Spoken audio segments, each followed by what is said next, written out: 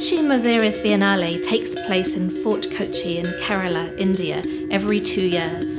It draws on the layers of cosmopolitan culture at this historically significant trading port of Kochi, and of Muziris, the ancient mythical city beneath Kochi that disappeared in floods in the 14th century. And the Biennale brings international contemporary art from India and elsewhere into dialogue with the lived experience of the place, with its fishing and tourism and current trade mixing with the vestiges of an antique spice trade. It is known as the People's Biennale, which in many ways is a nod to the Marxist governance of Kerala and the traditions of public action and public engagement that are so strong in Kerala.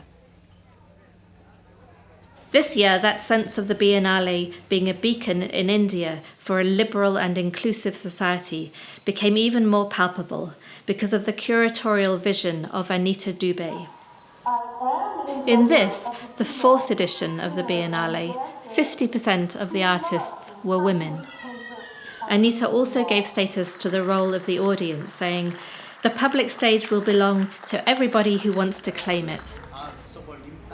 This provided the opportunity for our 5-day writing workshop called Exchange and Flow, which set out to explore the Biennale as an audience-led endeavour. More specifically, we asked the question, what do audiences do with artworks? In other words, what is being experienced in the Biennale? What scope for play do artworks offer audiences? And what do we take away? What do we do with those experiences? I'm Dr. Joanna Griffin.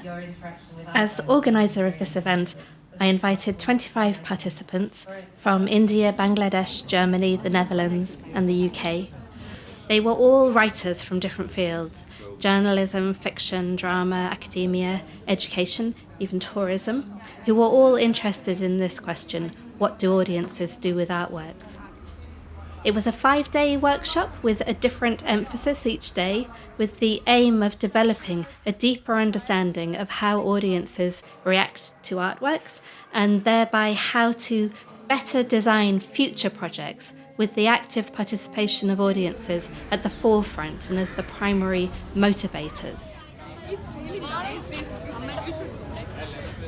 The goal of doing these interviews is to get people to reflect on the very minute or specific aspects of how we make sense of the world and what we know and what we experience, but in a way that we just don't pay attention to most of the time. Day 1 was the anchor for everything that followed. Dr. Hannah Drayson led a phenomenology workshop, and what she did was to provide the group with techniques for turning attention to experience. Pre-reflexive. It's what William James talked about, the problem of understanding or seeing, measuring or writing about our own experience was like turning the lamp up in order to see the edges of the darkness. The first thing she asked us to do was to imagine a box, and you open the lid and inside is the audience, and she asked us to draw what that looked like. Then she had everyone work in threes and revisit an experience of a remembered artwork. And if you could describe, since there are 2 doors, what door you went in from, and there's 2 works, so which one did you see first, and then how did you kind of proceed in the room?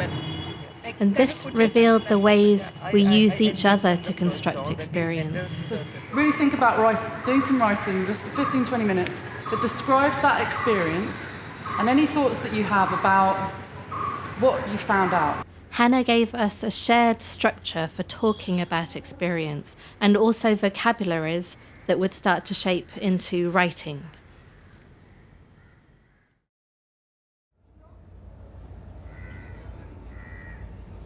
Day 2 we spent in the Biennale.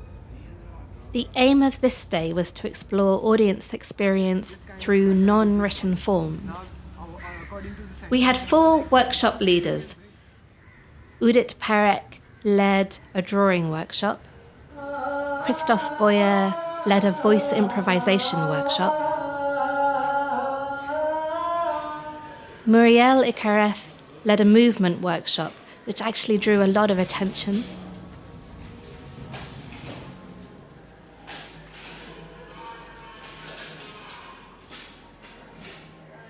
Jackie Knight led a photo essay workshop. Nice. That's really nice. So will you make an edit from this? Final edit? Sure. Yeah. And now the one who is following is also singing. Sing the movement. And that's the point. Something is singing inside of me that is not me. So the whole story is about that.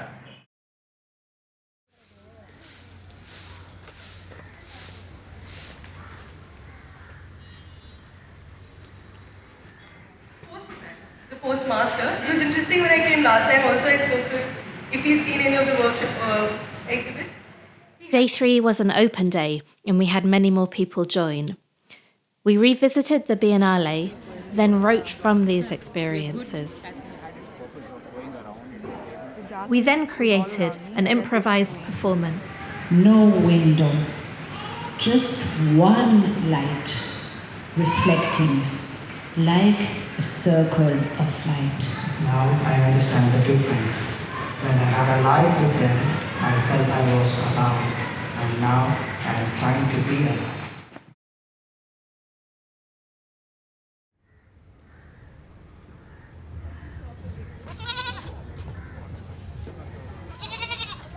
Day 4 marked a shift.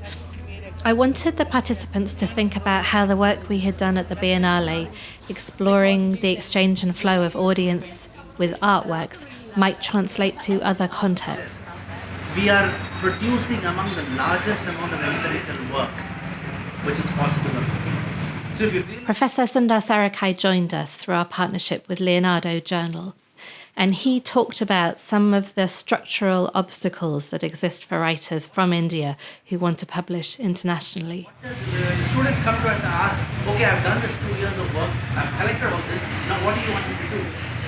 Because, especially the social sciences, the guides tell them, don't start theorizing now, don't use theory, just write down what you see. He opened the possibility of writing for Leonardo and other journals.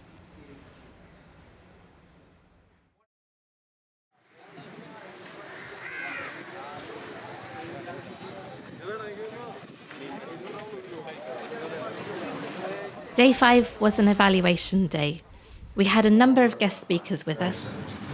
When we think of archives and in the literature about archives, we think about Mark Paul Meyer, senior curator at the iFilm Institute in the Netherlands, talked about exchange and flow from the point of view of the archivist.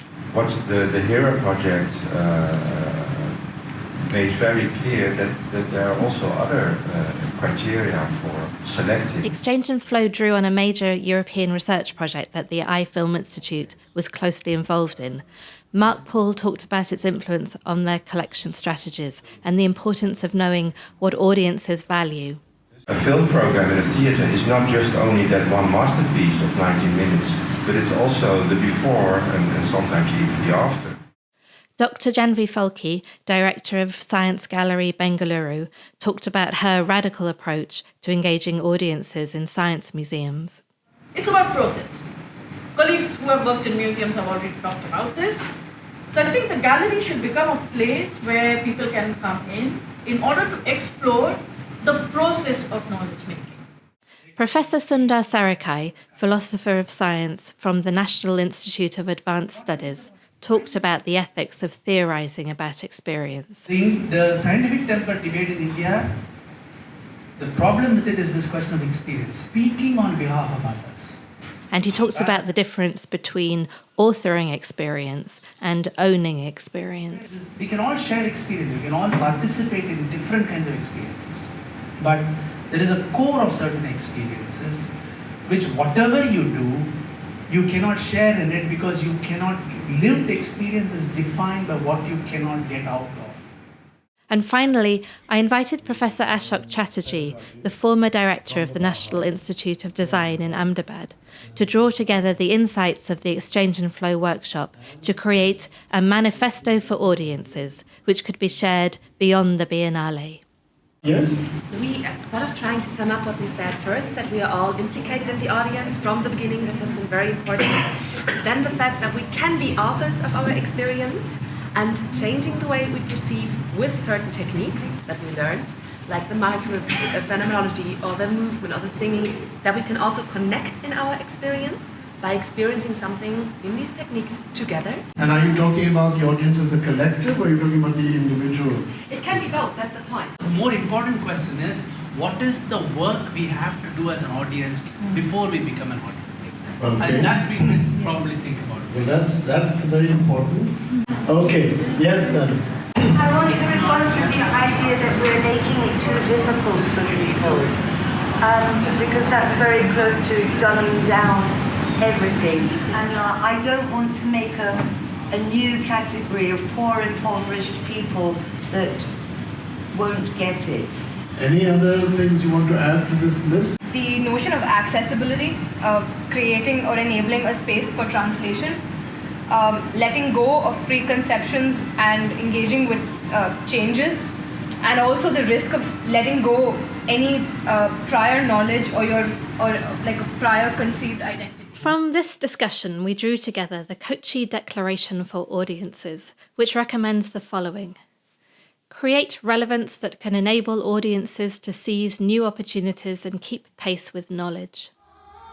Encourage individual curiosity that can move with sensitivity toward informed opinion, breaking the barriers of preconceptions. Relay experience as openness, rejecting standardized responses, with viewers and audiences as co-creators and co-conspirators. Encourage audiences to become authors of their own experience and to understand experience as a fraught terrain and as a process with its own ambiguities, challenges, and rewards. Move beyond instruction toward questioning that invites mediation and interpretation. Make space for diversity without preconditions and expectations. Value collaborative processes over individuality and accept fresh responsibilities as informed, empowered, and participating audiences. Build respect for the curatorial task and for the importance of archives and cultural resources which must be available in the public domain. Create a culture of scholarship that avoids gatekeeping and encourages inclusion. Build a more level playing field in which the importance of collaboration between artists, scientists, and audiences is recognized as a foundation for responsible citizenship in a just and equitable society. Recognize education as the space in which these capacities and values need to be respected and nurtured. We began the writing workshop by asking the question, what do audiences do with artworks? We said, let's look at what's going on in the exchange and flow between artworks and audiences, and what happens if we situate the audience's perceptual apparatus at the heart of the Biennale, and think of the exhibition as an audience-led endeavour. The wider intention of the workshop was to find out if there are things that we can learn at the Biennale that are transferable to other contexts, where it might be much more challenging to foreground the work of audiences in this way. That work is ongoing. We're publishing writing from the workshop through Trans-Technology Research open access papers at the University of Plymouth. Basically, the group of children I worked with in 1977. So they were actually We're completing a film about audience-led TV in India in the 1970s. We're developing a series of co-written publications between academics and non-academics for the Leonardo Journal.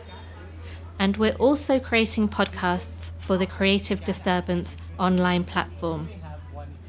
Thanks to everyone who was involved.